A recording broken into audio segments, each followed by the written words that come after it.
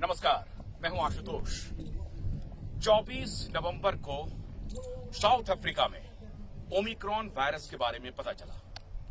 26 नवंबर को WHO ने, world health organisation ने इसे वायरस ऑफ कंसर्न डिक्लेयर कर दिया और 26 नवंबर से लेकर के 2 दिसंबर तक 26 किताबें इंटरनेट पर अवेलेबल हो गई ओमिक्रॉन के बारे में। मैं क्या इशारा करना चाहता हूं, आप शायद उस इशारे को समझ गए होंगे। मैं बार बार कह रहा हूं कि कोरोना वायरस के पीछे एक गहरी साजिश है और फिर ओमिक्रॉन वायरस के पीछे भी गहरी साजिश है।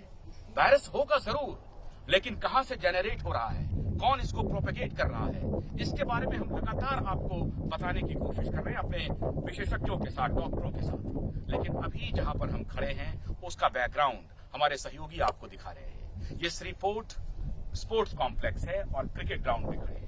हमारे पीछे IPS, IAS, IRS और कॉर्पोरेट के बीच एक मैच हो रहा है, लेकिन उस पर आपकी नजर नहीं होनी चाहिए। नजर इस बात पर होनी चाहिए, हमारे बाएं तरफ ऊपर सूर्य दिख रहा है, जिसके बारे में मैं लगातार आपको बताने की कोशिश कर रहा हूं कि विटामिन डी आपके शरीर के लिए कितना जरूरी है।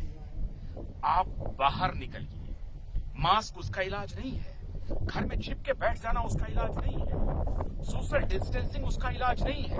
बाहर निकलिए, गलियों में जाइए, पार्कों में जाइए, मैदान में जाइए, खेलिए, दौड़िए। मैं आपको बतला रहा हूं कि आपको एक्सरसाइज करना है, मैदान में जाना है, प्लेग्राउंड में जाना है, गलियों में घूमना है, बिना खौफ के, बिना डर के। हाँ, मास्क लगाइए, क्योंकि वैसे भी धूल कणों का जो इन्फेक्शन आता है, जो वायरस वातावरण में है, वो आप इनहेल ना कर सके, उससे बचाव जरूरी है। एक उदाहरण मैं आपको देता हूँ। रामायण की डेटिंग आ गई है, महाभारत की डेटिंग आ गई है। नीलेश ओक साहब ने बड़ा अच्छा शोध किया है, इसलिए वो मिथ नहीं है। अगर वो मिथ भी मान लें, फिर भी रामचंद्र जी 14 वर्ष तक वनवास में रहे, खाक छानते रहे जंगलों का। कभी वाल्मीकि रामायण में भी कभी हमने कोई चर्चा नहीं देखी है। हो सकता है अगर आपको जानकारी हो तो रामचरितमानस में भी कभी हमने कोई इसकी चर्चा नहीं देखी कि राम जी, सीता जी, लक्ष्मण जी बीमार पड़ गए, उनको खांसी हो रही है, उनको बुखार हो गया है। ऐसा नहीं हुआ।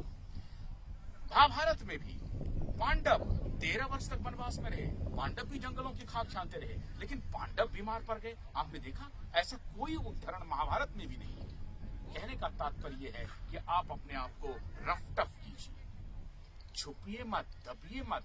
ये जो यूरोप और वेस्टर्न दुनिया से जो आपके पास चल के वायरस आ रहा है, जरा आप उनसे पूछिए कि अगर ओमिक्रॉन वायरस वैक्सीनेटेड पीपल लेके आए हैं, ये फ्लाइट के माध्यम से आए हैं, फ्लाइट के माध्यम से आया है, बाहर से इंपोर्ट होकर के हमारे यहाँ आया है और वो सभी वैक्सीनेटेड थे, तो अभी ये जो साजिश चल रही है कि बूस्टर डोज बनाया जाए, बच्चों को डोज लगाया जाए और प्रेग्नेंट वुमेन को लगाया जाए, ये सब एक साजिश है। कहने का मतलब ये है कि वैक्सीनेशन रामबाण नहीं है, रामबाण है ये सूर्य। इसके सामने आपको बैठना है 1.5 घंटे, 2 घंटे खूब मजबूती से। ठंड का समय है, प्लेग्राउंड में हम मौजूद हैं और संवाद कर रहे हैं।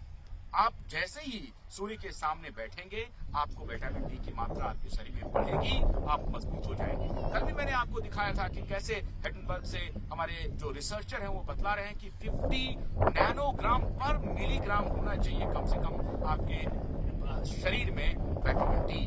और विटामिन डी की डिफिशियंसी महिलाओं में तो सबसे ज्यादा है, हम लोगों में भी है, पुरुषों में भी है, बच्चों में भी है। इसलिए विटामिन डी को कैसे अक्वायर करें, कैसे उसको अपने शरीर में बढ़ाएं, इसका जुगत लगाना है, ना कि डरना है। और वैक्सीन माफियाओं के खिलाफ तो हमने मोर्चा खोल दिया है, वैज्ञानिकों के साथ, एपिडेमोलॉजिस्ट के साथ ये अभियान हमारा जारी रहेगा। लेकिन आपसे हम अनुरोध कर रहे हैं कि आप vitamin D, vitamin C, vitamin K, इसके तरफ आप अपना रुख कीजिए। घरों में बंद मत रहिए, मास्क लगा करके छुपिए मत, डरिए मत, बिल्कुल नहीं डरना है। ये कंप्रोमाइज्ड सैटेलाइट मीडिया आपको डराएगी, हम आपको हिम्मत देंगे, हौसला देंगे अपने वैज्ञानिकों के सहारे, अपने डॉक्टरों के सहारे। बहुत बहुत धन्यवाद। आशुतोष करने दीजिए। नमस्कार।